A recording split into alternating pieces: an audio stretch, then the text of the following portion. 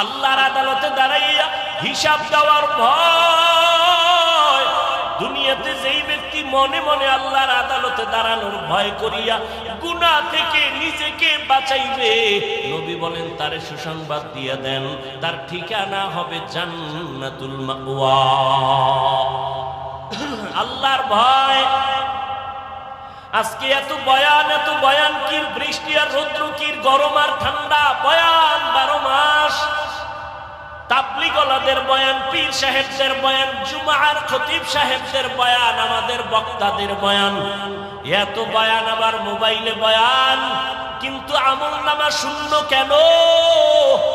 যদি মিথ্যা কথা যে বলে সেও জানে মিথ্যা বলা পাপ, জানে না?